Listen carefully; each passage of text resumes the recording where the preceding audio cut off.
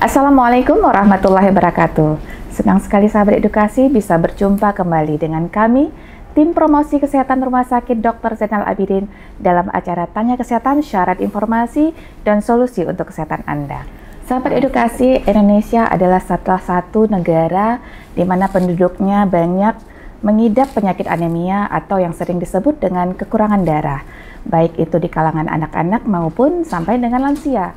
Sayangnya masih banyak orang yang menganggap sepele tentang penyakit anemia ini, padahal banyak bahaya yang mengintai di balik penyakit anemia ini jika tidak tertangani dengan baik. Bersama saya telah hadir Dr. Alfi Syahrin, spesialis penyakit dalam, staf divisi hematologi medik ilmu penyakit dalam. Nah, sedikit saya sampaikan bahwa Dr. Alfi Syahrin, spesialis penyakit dalam ini adalah salah satu dokter spesialis penyakit dalam terbaik yang dimiliki oleh Rumah Sakit Dr. Zainal Abidin dan saat ini bertugas pada Poliklinik Penyakit Dalam Rumah Sakit Dr. Zainal Abidin. Mari langsung kita sapa narasumber kita. Assalamualaikum Dr. Alfi. Waalaikumsalam warahmatullahi Sehat ya, wabarakatuh. Dok? Alhamdulillah. Baik dokter, berbincang masalah anemia ini banyak orang yang belum mengetahui bagaimana anemia dan tanda gejalanya. Sebelum kita berbicara lebih lanjut, dokter bisa menjelaskan apa pengertian daripada anemia ini, dok? Ya, baik Kak. Jadi yang seperti kita ketahui, anemia ini berdasarkan terminologi atau per definisi adalah kurangnya seri darah. Dalam hal ini adalah darah merah atau eritrosit. Kalau kita lihat dari klasifikasinya, kita bisa membagi menjadi 3. Pertama, derajat anemia ringan, di mana Hb-nya atau hemoglobinnya berkisar di bawah 11 sampai 10. Kemudian anemia sedang, di mana hemoglobinnya berkisar dari 9 sampai 7. Yang terakhir adalah anemia berat ketika hemoglobin berkisar di bawah 7 gram per desiliter. Jadi standar ukurannya adalah gram per desiliter dan itu sebenarnya kita lihat juga berdasarkan kelompok umur. Jadi antara wanita, pria, dan anak-anak berbeda, tapi perbedaannya tidak begitu bermakna. Misalnya pada anak-anak itu dikatakan anemia ketika hemoglobinnya udah di bawah 12. Sedangkan pada ibu hamil itu dikatakan anemia ketika Hb-nya di bawah 11,5. Sedangkan pada dewasa muda, apakah laki-laki atau perempuan, itu hampir sama, yaitu 11. Di bawah 11 sudah dikatakan anemia ringan. Baik, untuk kategori anemia Hb kita itu yang normalnya berapa, dok? Yang dikatakan Hb normal itu sebenarnya adalah 11 sampai 14 untuk pria. Jadi kita bicara, karena berhubung saya juga dokter penyakit dalam yang pasiennya adalah orang dewasa di atas 17 tahun. Jadi pada dewasa itu pria dari 11 sampai 14, sedangkan wanita 12 sampai 15. Jadi hampir-hampir sama ya klasifikasinya. Baik, berarti wanita harus lebih tinggi ya, dok ya. Baik, untuk faktor resiko terjadinya anemia ini lebih banyak ke laki-laki atau perempuan, dok? Kalau dilihat dari faktor risiko, tetap yang lebih tinggi risiko adalah perempuan. Karena banyak faktor yang mendasarinya. Misalnya yang udah jelas kaum perempuan kan tiap bulan ada siklus halangan, menstruasi. Jadi tiap bulan itu ada risiko dia mengalami kekurangan darah. Kemudian yang berikutnya yang paling sering mengganggu kita juga faktor diet ya. Jadi banyak orang-orang wanita-wanita, terutama gadis-gadis muda yang ingin menurunkan berat badan, jadi dia lebih memilih diet yang diet vegan. Diet vegan itu zat besinya kurang. Jadi sebaiknya walaupun pasiennya atau orang-orang gadis-gadis ini memilih diet vegan, tapi ada unsur proteinnya, misalnya telur. Kayak itu. Jadi yang saya tahu telur masih bisa untuk orang vegan. Jadi nggak semata-mata hanya sayur-sayuran saja. Baik. Sebenarnya untuk diet sebenarnya lebih mudah ya, dok ya, asal tahu bagaimana caranya. Baik, tadi sedikit dokter sudah menjelaskan penyebabnya. Mungkin ada penyebab lain yang menyebabkan seorang terkena anemia, dok?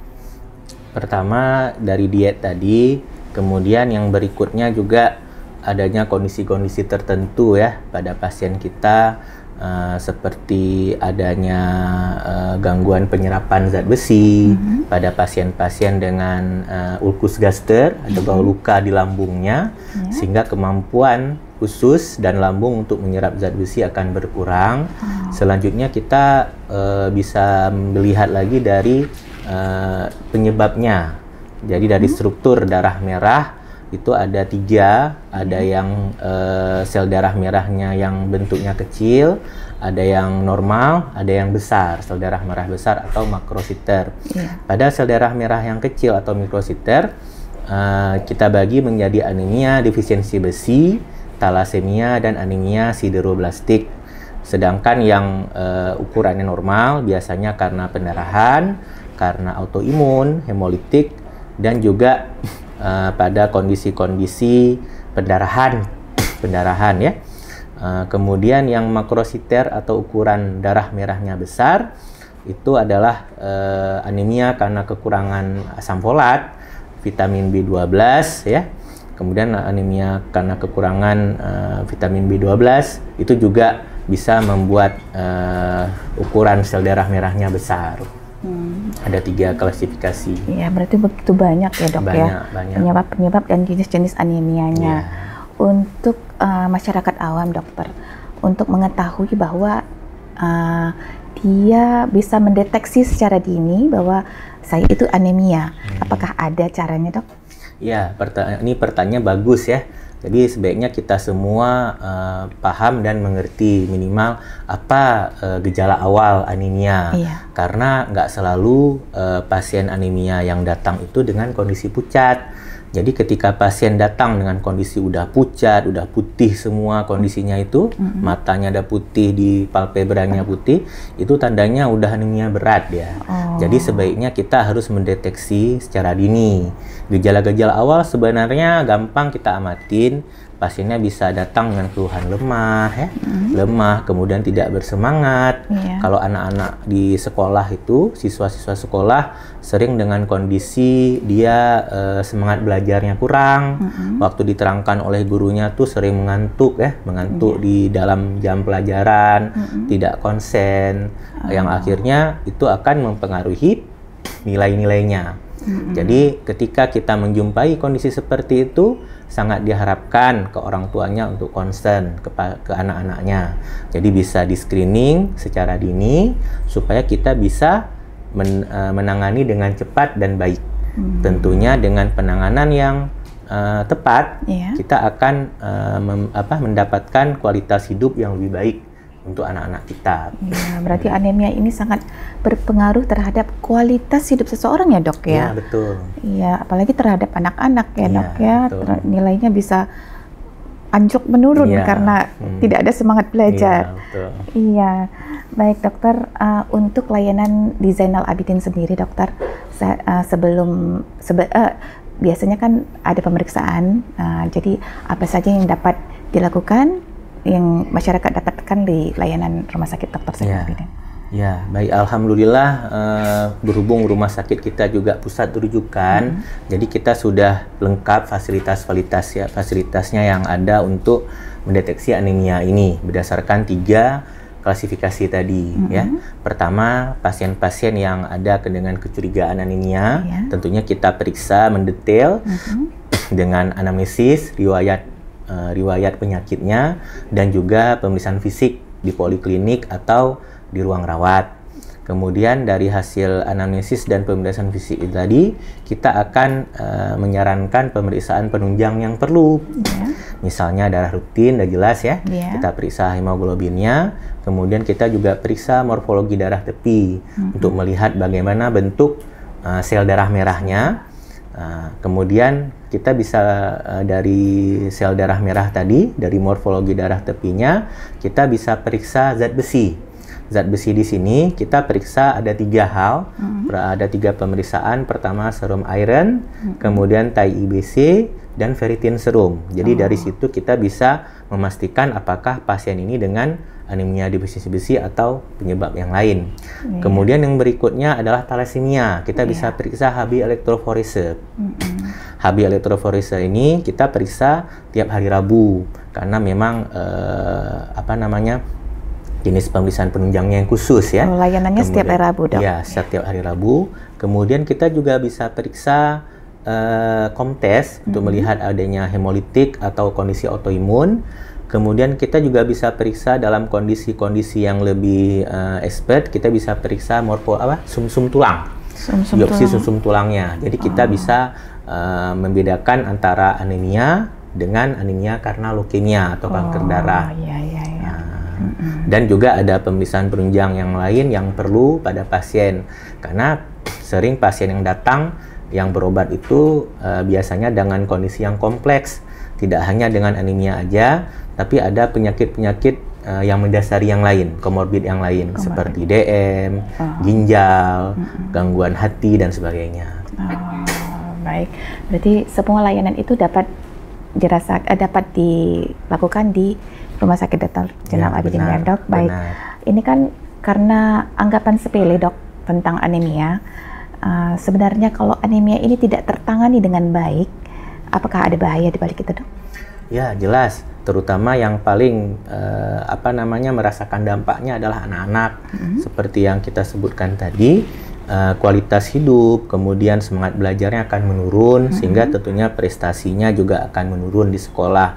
Sementara untuk orang dewasa itu akan mengurangi atau memperberat kualitas hidupnya, semangat kerja ya, dan pasiennya akan selalu merasa lemas, tidak bergairah, tidak semangat. Dan tentunya kondisi-kondisi seperti ini yang kita biarkan, maka dia akan membuat gangguan-gangguan organ seperti jantung, otak, ginjal dan sebagainya.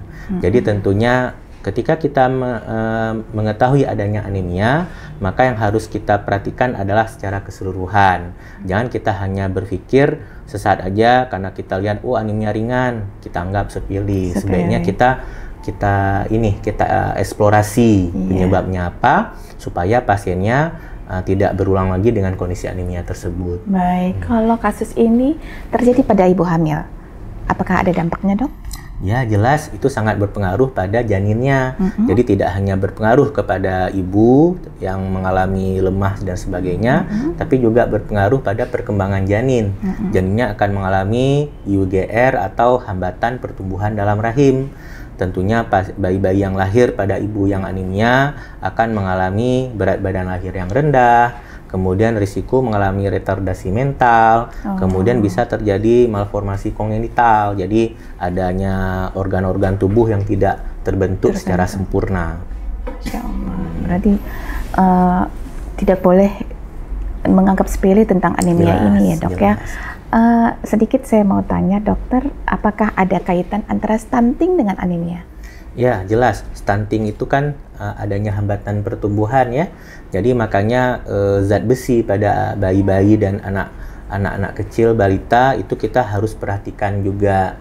Jadi tentunya dengan pemilihan makanan yang sesuai, kemudian pemberian makanan yang adekuat ya, itu harus diperhatikan. Kadang-kadang kita jumpai masih ada anak-anak yang nggak mau makan tapi orang tuanya tidak terlalu peduli. Asalkan dia bisa kasih makanan kenyang udah cukup tanpa dia memperhatikan zat gizi yang terkandung dalamnya. Jadi itu tentunya akan membentuk akan menghambat pertumbuhan atau terjadinya stunting tadi. Jadi tidak boleh membiasakan makanan doyan ya, Dok ya. Iya.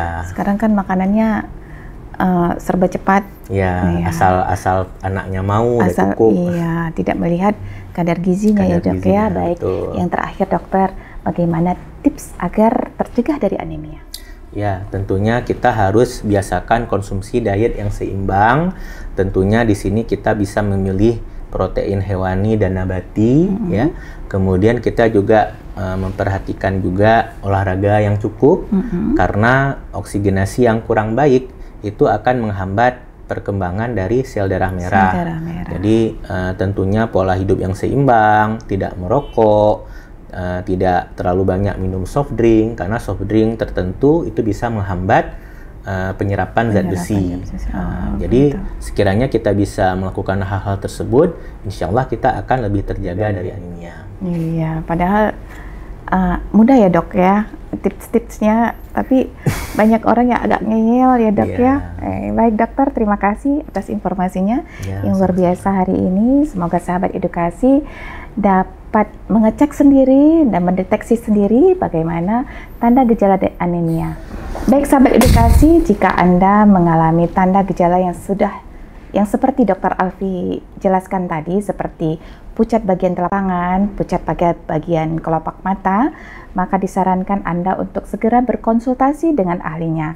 Dan untuk itu percayakan layanan kesehatan Anda pada Poliklinik Penyakit Dalam Rumah Sakit Dr. Zainal Abidin. Dan terima kasih kepada tim hebat PKRS sehingga informasi ini dapat tersampaikan dengan baik. Dan jangan lupa juga follow juga Instagram dan Facebook, serta kunjungi juga kanal YouTube kami pada PKRS RSUD ZA untuk mendapatkan informasi kesehatan yang Anda butuhkan. Saya Cut Eka Putri Ubid sebagai moderator hari ini, dan narasumber kita Dr. Alfi Syahrin, spesialis penyakit dalam. Kami mohon diri. Assalamualaikum warahmatullahi wabarakatuh. Salam sehat, salam edukasi.